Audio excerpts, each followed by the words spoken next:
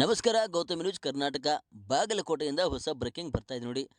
ಅನಧಿಕೃತ ಕೋಚಿಂಗ್ ಸೆಂಟರ್ನಲ್ಲಿ 8ರಿಂದ 10 ಮಕ್ಕಳಿಗೆ ಫುಡ್ ಪಾಯ್ಸನ್. ರಾತ್ರಿ ಜಮಖಂಡಿ ನಗರದ ಖಾಸಗಿ ಆಸ್ಪತ್ರೆಯ ದಾಖಲು, ಮಕ್ಕಳಿಗೆ ಚಿಕಿತ್ಸೆ. ಬೆಳಗ್ಗೆ ಜಮಖಂಡಿಯ ಬಿಒ ಬಸನ್ನವರ್ ಆಸ್ಪತ್ರೆಗೆ ಭೇಟಿ ನೀಡಿ ಮಕ್ಕಳ ಆರೋಗ್ಯವನ್ನು ವಿಚಾರಣೆ ಮಾಡಿದ್ದಾರೆ. ಜಮಖಂಡಿ ನಗರದ ಅನಧಿಕೃತವಾಗಿ ಕಾರ್ಯನಿರ್ವಹಿಸುತ್ತಿರುವ ಎಕ್ಸಲೆಂಟ್ ಕೋಚಿಂಗ್ ಸೆಂಟರ್ನಲ್ಲಿ ನಡೆದಂಥ ಘಟನೆ ಇದು.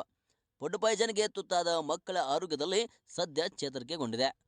ಅನಧಿಕೃತವಾಗಿ ಎಕ್ಸಲೆಂಟ್ ಕೋಚಿಂಗ್ ಸೆಂಟರ್ ಬಂದ್ ಮಾಡುವಂತೆ ನೋಟಿಸ್ ಅನ್ನ ಕೂಡ ಬಿಒ ಅವರು ಮಾಡಿದ್ದಾರೆ. ಜಮಖಂಡಿ ತಾಲೂಕಿನ ಬೇರೆ ಶಾಲೆ ಮಕ್ಕಳನ್ನ ವಸತಿ ಸಮೇತ ಇರಿಸಿಕೊಂಡು ಮಕ್ಕಳಿಗೆ ಕೋಚಿಂಗ್ ನೀಡುತ್ತಿರುವಂಥ ಎಕ್ಸಲೆಂಟ್ ಕೋಚಿಂಗ್ ಸೆಂಟರ್. ಜಮಖಂಡಿ ನಗರದಲ್ಲಿ ಹೆಚ್ಚಿದೆ ಅನಧಿಕೃತವಾಗಿ ಕೋಚಿಂಗ್ ಸೆಂಟರ್ಗಳ ಹಾವಳಿ. ಶಿಕ್ಷಣ ಇಲಾಖೆಯ ಅನುಮತಿ ಇಲ್ಲದೆ ಕೋಚಿಂಗ್ ಸೆಂಟರ್ನಲ್ಲಿ ಬರೋ ಮಕ್ಕಳ ಮಾಹಿತಿ ನೀಡದೆ ಮಕ್ಕಳ ಜೀವನದ ಜೊತೆ ಆಟವನ್ನು ಆಡ್ತಾ ಇದ್ದಾರೆ. ಜಮಖಂಡಿ ನಗರದಲ್ಲಿರುವ ಅನಧಿಕೃತವಾಗಿ ಕೋಚಿಂಗ್ ಸೆಂಟರ್ಗಳನ್ನು ಮುಚ್ಚುವಂತೆ ಬಿಒ ನೋಟಿಸ್ ಅನ್ನು ಕೂಡ ನೀಡಿದ್ದಾರೆ. ನಿರಂತರ ಸುದ್ದಿಗಾಗಿ ನೋಡ್ತಾ ಇರಿ ಗೌತಮಿ ನ್ಯೂಸ್ ಕರ್ನಾಟಕ. ಸಂಪಾದಕರು ಭರತೇಶ್ ಪಾನಕ್ನವರ್, ಜಮಖಂಡಿ.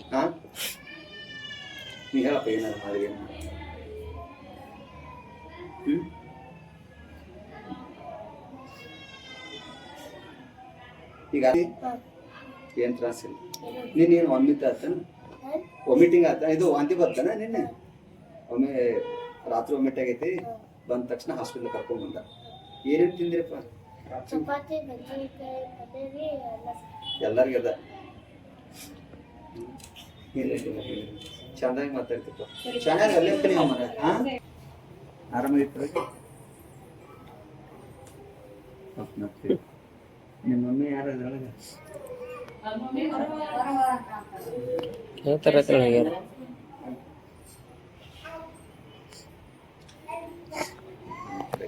ನಡಿ ನೀರು ಬಿಡ್ತೀವಿ.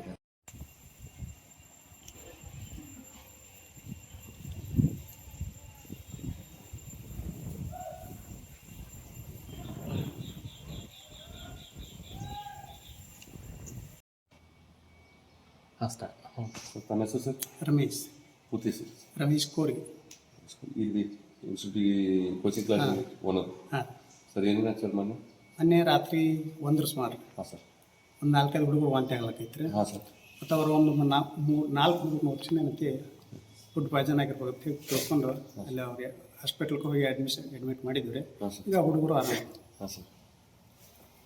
ಎಷ್ಟು ಹುಡುಗರು ಅಡ್ಮಿಟ್ ಸರ್? 8 ಹುಡುಗರು ಟೋಟಲ್. ಇಲ್ಲಿ ಬಿಜಾಪುರಕ್ಕೆ ಒಂದು 2. ಬಿಜಾಪುರಕ್ಕೆ ಅದರೊಳಗೇನು 8 ಜಾಸ್ತಿ ಸೀರಿಯಸ್ ಇಲ್ಲ. ಅವರು ಆರಾಮಾಗ್ಯಾರ. ನೀವು ಫೋನ್ ಹಚ್ಕೊಡ್ತಾನೆ ಮಾತಾಡ್ಬೋದು. ಇವಾಗ ಇದು ಸರ್ ಪರ್ಮಿಷನ್ ಐತೇನ್ರಿ ನಿಮ್ದು? ಪರ್ಮಿಷನ್ ಯಾವ ಕೋಚಿಂಗ್ ಕ್ಲಾಸ್ ಮತ್ತೆ ಕೋಚಿಂಗ್ ಕ್ಲಾಸ್ ಪರ್ಮಿಷನ್ ಇಲ್ಲದ ಹೆಂಗ್ ನಡೆಸ್ತಾರೆ ಸರ್? ಪರ್ಮಿಷನ್ ಕೊಡಾಕ ಬರೋದಿಲ್ಲ. ಈಗ ಸರ್, ಈಗ ಪರ್ಮಿಷನ್ ಇಲ್ಲದ ಹಿಂಗೆ ಇಟ್ಕೊಳಕ್ ಅವಕಾಶ ಐತ್ರಿ? ಅವಕಾಶ ಹಾಸ್ಟೆಲ್ ಟ್ಯೂಷನ್ ಹೇಳ್ಬೋದು. ಹಾಸ್ಟೆಲ್ ಇದು ಮಾಡಕ ಅವಕಾಶ ಇಲ್ಲ ರೀ. ಆದ್ರೆ ಈಗ ದೊಡ್ಡ ದೊಡ್ಡ ಸ್ಕೂಲ್ಗಳ ಹಾಸ್ಟೆಲ್ ಅದಾವ, ಅವ್ರ ಪರ್ಮಿಷನ್ ಇಲ್ಲ. ಅಂತ ನಿಮ್ಗೆ ಒಂದು 60 ಹಾಸ್ಟೆಲ್ಗಳು ತೆಗಿಸ್ಕೊಡ್ತಾರೆ. ಅಂದ್ರೆ ಈಗ ಬೇರೆದವ್ರದಾಗ ನೀವು ನೋಡ್ಸಾಕ್ತೀರಿ? ಓಕೆ. ಈಗ ಇದ್ರ ಮೇಲೆ ಬಿಒರಿಗೆ ನಿಮಗೆ ನೋಟಿಸ್ ನೋಟಿಸ್ ಕೊಟ್ಟಿದ್ದಾರೆ, ತಾಕೀತು ಮಾಡಿದ್ದಾರೆ. ಮತ್ತೀಗ ಅವ್ರಿಗೂ ಹೇಳಿದ್ದೇನೆ. ಮತ್ತೆ ಕಾನೂನು ಮೀರಿ ನೀವು ಮಾಡ್ದಂಗೆ ಆಗ್ತದೆ. ನೋಟಿಸ್ ಕೊಟ್ಟಿಲ್ಲ ಎಲ್ಲ ಮಾಡಿದ್ರೆ ಸರ್, ಕಾನೂನು ಮೀರಿ ದೊಡ್ಡ ದೊಡ್ಡ ಕಾಲೇಜ್ಗಳು ಹಾಸ್ಟೆಲ್ ಅವ್ರ ಪರ್ಮಿಷನ್ ಇಲ್ಲ. ಮೊದಲ ಅಂತ ಗುಬ್ಬಿ ಮೇಲೆ ಬ್ರಹ್ಮಾಸ್ತ್ರ ಮಾಡ್ಬೇಡ್ರಿ. ದೊಡ್ಡ ದೊಡ್ಡ ನೀವು ಯೂಸ್ ಮಾಡುವಂತ ಸಾಕಷ್ಟು ಅದಾವ, ಅವ್ರು ಮಾಡ್ರಿ. ಅದ್ರ ನಿಮ್ದು ಮಾಡ್ಬೇಡ ಅಂತ ಅವದವ್ರಲ್ಲ ಅತುರ್ನು ಮಾಡ್ಕೋರಿ, ಮೊದಲು ಅತುರ್ನು ಮಾಡ್ರಿ. ಅಂದ್ರೆ ಈಗ ಇಲ್ಲಿ ಅಧಿಕಾರಿಗಳ ವೈಫಲ್ಯತೆಲ್ಲ ಇದಕ್ಕೆಲ್ಲ ಮೂಲ. ದೊಡ್ಡ ದೊಡ್ಡದಾವು ನೀವೆಲ್ಲ ಅರ್ಥ ಏನಾಗ್ತದೆ? ಅಧಿಕಾರಿಗಳ ಇದು ಇಲ್ರಿ, ಅವ್ರೆಲ್ಲ ತಾಕೀತು ಮಾಡ್ಯಾರು. ರಾಜಕೀಯ ಕುಮ್ಮಕದಿಂದ ಚಾಲು ಮಾಡ್ರಿ ಅಂತ? ರಾಜಕೀಯ ಕುಮ್ಮಕ ಇಲ್ರಿ. ಓಪನ್ ಆಗಿ ಹೇಳ್ತೀರ ಅಂದ್ರೆ ಅದಕ್ಕೆ ಏನ್ ಕಾರಣ ಬೇಕಲ್ರಿ? ಯಾವ್ದ್ರಿ? ಈಗ ಇಷ್ಟು ಓಪನ್ ಆಗಿ ದೊಡ್ಡ ದೊಡ್ಡ ಅದಾವ, ನಾವು ನಡೆಸತ್ತೀವಿ. ಹಾ, ಮತ್ತೆ ಹೌದ್ರಿ. ಎಲ್ಲ ನೋಡ್ರಿ, ಇಡೀ ರಾಜ್ಯಾದ್ಯಂತ ಅದಾವ ಕೋಚಿಂಗ್ ಕ್ಲಾಸ್. ಇಲ್ಲ ಅಷ್ಟೇ ಅಲ್ರಿ. ಇದಕ್ಕೆ ನಿಮ್ಗೆ 2 ಸಲ ನೋಟಿಸ್ ಮಾಡಿ. ನಮಸ್ಕಾರ. ಎಕ್ಸಲೆಂಟ್ ಕೋಚಿಂಗ್ ಸೆಂಟರ್ ಇರ್ತಕ್ಕಂಥದ್ದು ಮೊದಲನೇ ಮಾತು. ಅನಧಿಕೃತ ಇರ್ತಕ್ಕಂಥ ಕೋಚಿಂಗ್ ಸೆಂಟ್ರು. ಅಲ್ಲಿ ಕೋಚಿಂಗ್ ತೆಗೆದುಕೊಂಡಿರ್ತಕ್ಕಂಥ ಮಕ್ಕಳು ನಿನ್ನೆ ಫುಡ್ ಪಾಯ್ಸನ್ ಆಗಿ ಹಾಸ್ಪಿಟ್ಲಿಗೆ ಅಡ್ಮಿಟ್ ಆಗಿರ್ತಕ್ಕಂಥದ್ದು. ಆ ಪ್ರಯುಕ್ತ ನಾನು ಈಗ ತಾನೇ ಮಕ್ಕಳೊಂದಿಗೆ ಭೇಟಿಯಾಗಿ ಅವ್ರ ಪಾಲಕರನ್ನೆಲ್ಲ ಮಾತಾಡಿಸಿ ಬಂದಿದ್ದೀನಿ. ಮಕ್ಕಳಿಗೆ ಪ್ರಸ್ತುತ ಯಾವುದೇ ರೀತಿಯಾಗಿರ್ತಕ್ಕಂಥ ಔಟ್ ಆಫ್ ಇದು ಇಲ್ಲ, ಡೇಂಜರ್ ಝೋನ್ನಾಗ ಏನಿಲ್ಲ. ಎಲ್ಲರೂ ಆರೋಗ್ಯವಂತರಿದ್ದಾರೆ. ಮತ್ತು ನಾನು ಡಾಕ್ಟರ್ ಕೂಡ ಮಾತಾಡಿದೆ, ಏನು ಸಮಸ್ಯೆ ಇಲ್ಲ ಅಂತ ಹೇಳಿದ್ದಾರೆ. ಬಟ್ ಫುಡ್ ಪಾಯ್ಸನ್ ಆಗಿರ್ತಕ್ಕಂಥದ್ದು ನಮಗೂ ಕೂಡ ತುಂಬ ಈ ರೀತಿ ಆಗಬಾರ್ದು. ಅಂದರೆ ಆ ಸಂಸ್ಥೆಯವ್ರಿಗೆ ಎಕ್ಸಲೆಂಟ್ ಕೋಚಿಂಗ್ ಸೆಂಟರ್ದವ್ರಿಗೆ ಅದನ್ನು ಕ್ಲೋಸ್ ಮಾಡಲಿಕ್ಕೆ ಈಗಾಗಲೇ ನಾವು ನೋಟಿಸನ್ನು ಕೊಟ್ಟಿದ್ದೀವಿ ಅವರಿಗೆ.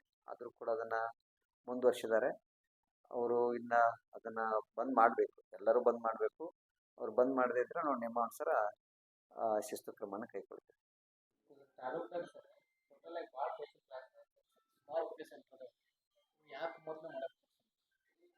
ಪರ್ಮಿಷನ್ ಇಲ್ಲ ಏನಿಲ್ಲ ಅಂದ್ರೆ ಏನಿದೆ ಗಮ್ಮತ್ತೇನಿದೆ ಏನೋ ಮಂತ್ಲಿ ಕೊಡ್ತಾರೆ ಯಾರಿಗ ಗೌರ್ಮೆಂಟ್ ಆಫೀಸಲ್ಲಿ ರಾಜಕೀಯ ಇರುತ್ತೆ. ಏನು ಹಾಗೇನಿಲ್ಲ, ಇದೇನಿದೆ, ನಾವು ಈಗಾಗಲೇ ಬೇರೆ ಶಾಲೆಯಿಂದ ಮಕ್ಕಳು ಬರ್ತಕ್ಕಂಥವ್ರಿಗೆ ಕೂಡ ಮೀಟಿಂಗ್ ಹೇಳಿದ್ದೀವಿ. ಸಂಬಂಧಪಟ್ಟಿರ್ತಕ್ಕಂಥ ಹೆಡ್ ಮಾಸ್ಟರ್ ಕೂಡ ಕೆಲವೊಬ್ಬರಿಗೆ ನೋಟಿಸ್ಗಳು ಕೊಟ್ಟಿದ್ದೀವಿ. ದೆನ್ ಇವರು ನಾವು ನೋಟಿಸ್ ಕೊಟ್ಟರು ಕೂಡ ನಮ್ಮ ಕಣ್ಣು ತಪ್ಪಿಸಿ ಕೆಲವು ಸತಿ ಈ ರೀತಿ ಮಾಡ್ತಕ್ಕಂಥದ್ದು ನಮ್ಮ ಗಮನಕ್ಕೆ ಬಂದಿದೆ. ಇನ್ಮೇಲೆ ಅವರು ಇಷ್ಟ ಆದಾಗ್ಯೂ ಕೂಡ ತಿದ್ಕೊಳ್ಳದೇ ಇದ್ರೆ ನಾವು ಖಂಡಿತವಾಗಿ ಅದನ್ನ ಕಟ್ಟುನಿಟ್ಟಿನ ಕ್ರಮವನ್ನು ವಹಿಸಿ ಬಂದ್ ಮಾಡಿಸ್ತೇವೆ. ಮುಂದಿನ ಯಾವ ರೀತಿ ನೀವು ಕ್ರಮ? ಅದೇ ನಾವು ಪೊಲೀಸ್ ಇಲಾಖೆಯವ್ರ ಜೊತೆ ಒಂದು ಸಂಪರ್ಕ ಮಾಡಿ ನಮ್ಮ ಇನ್ನೊಂದು ಮಕ್ಕಳ ರಕ್ಷಣಾ ಘಟಕ ಇದೆ ಬಾಗಲಕೋಟೆಯಲ್ಲಿ, ಅವ್ರ ಜೊತೆ ಅವ್ರದ್ದು ಸಹಾಯ ಸಹಕಾರ ತಗೊಂಡು ನಮ್ಮ ಇಲಾಖೆ ಮತ್ತು ಅವ್ರದ್ದು ಪೊಲೀಸ್ ಇಲಾಖೆ ಇವರೆಲ್ಲರೂ ಒಂದು ಸಹಯೋಗದೊಂದಿಗೆ ನಾವು ಅಷ್ಟು ಕೂಡ ಇದಕ್ಕೊಂದು ಟಾಸ್ಕ್ ಫೋರ್ಸ್ ಮಾಡಿಕೊಂಡು ಕ್ರಮ